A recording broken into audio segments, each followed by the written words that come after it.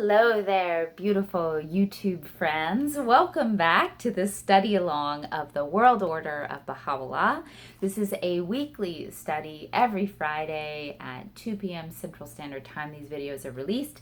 I know YouTube is forever, but I can't believe I have yet to share my favorite Friday practice with you. So whatever day you're actually watching it can still be a TGIF, which stands for trusting, grateful, inspired, and then we've got a double F. It's faith and fun. So this is a practice from Brené Brown, author of so many things, Gifts of Imperfection and Daring Greatly. And it's just a great little meditation you can do in your mind. You can journal it. You can call up a friend or talk to a colleague at work and say what your thing is. So it's basically like, today I'm trusting blah blah blah. I am grateful for, I am inspired by, and I am practicing my faith, whatever that means to you, practicing what you believe, your values, what's important to you, by doing blah blah blah. And what's fun? We gotta take some time to appreciate what's fun in life. So go ahead and drop that in the comments if you want to, and I will as well. So what are you trusting, grateful for, inspired by? How are you practicing your faith? And what's fun in your life right now? All right, friends. So we're jumping into paragraph 9 of this letter from Shoghi Effendi, 1933, called America and the Most Great Peace. Little wonder that from the same unerring pen of Abdu'l-Baha, there should have flowed, after Abdu'l-Baha's memorable visit to the West, these often quoted words, the significance of which it would be impossible for me to overrate. All right, get your tissues out, you guys.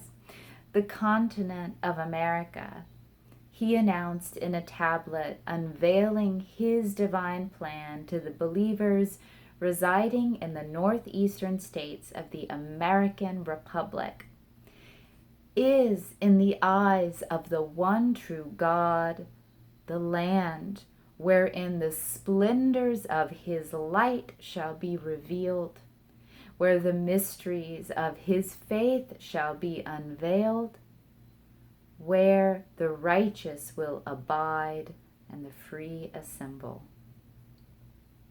I'm going to read that again without the break in the middle. I think this is worth memorizing. I'm just really moved by this. The continent of America is in the eyes of the one true God, the land wherein the splendors of his light shall be revealed, where the mysteries of his faith shall be unveiled, where the righteous will abide and the free assemble. May this American democracy, he himself, while in America, was heard to remark, be the first nation to establish the foundation of international agreement. May it be the first nation to proclaim the unity of mankind. May it be the first to unfurl the standard of the most great peace. The American people are indeed worthy of being the first to build the tabernacle of the great peace and proclaim the oneness of mankind. May America become the distributing center of spiritual enlightenment, and all the world receive this heavenly blessing. For America has developed powers and capacities greater and more wonderful than other nations. May the inhabitants of this country become like angels of heaven, with faces turned continually toward God. May all of them become servants of the omnipotent one. May they rise from their present material attainments to such a height that heavenly illumination may stream from this center to all the peoples of the world.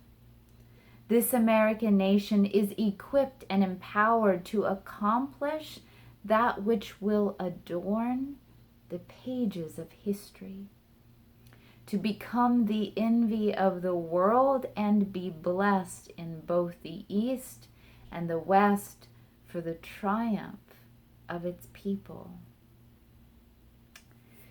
The American continent gives signs and evidences of very great advancement. Its future is even more promising, for its influence and illumination are far-reaching.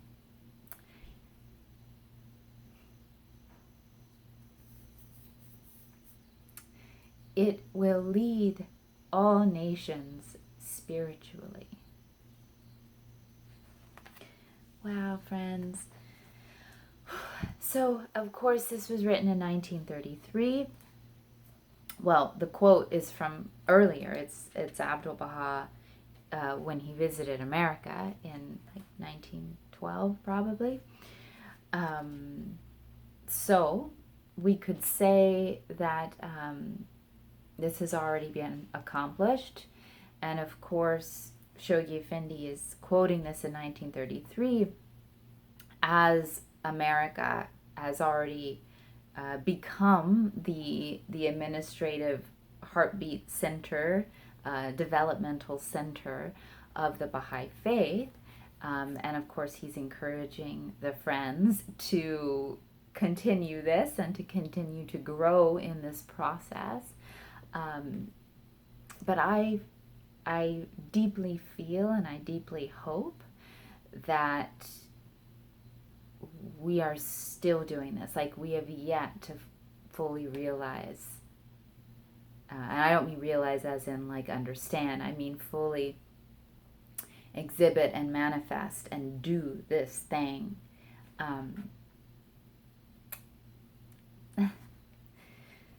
That Abdu'l-Baha has predicted. Isn't that just so beautiful, you guys? America, it will lead all nations spiritually. And those of us who are lovers of Baha'u'llah and members of the Baha'i Faith, we have an amazing administrative legacy in America and a teaching legacy of Americans who flung away their lives to pioneer and to teach.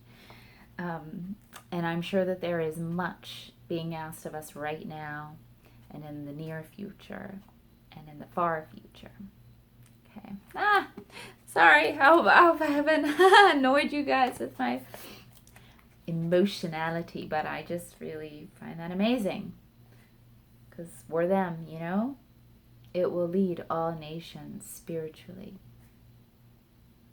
Would it seem extravagant in the light of so sublime an utterance to expect that in the midst of so enviable a region of the earth, and out of the agony and wreckage of an unprecedented crisis, there should burst forth a spiritual renaissance, which, as it propagates itself through the instrumentality of the American believers, will rehabilitate the fortunes of a decadent age?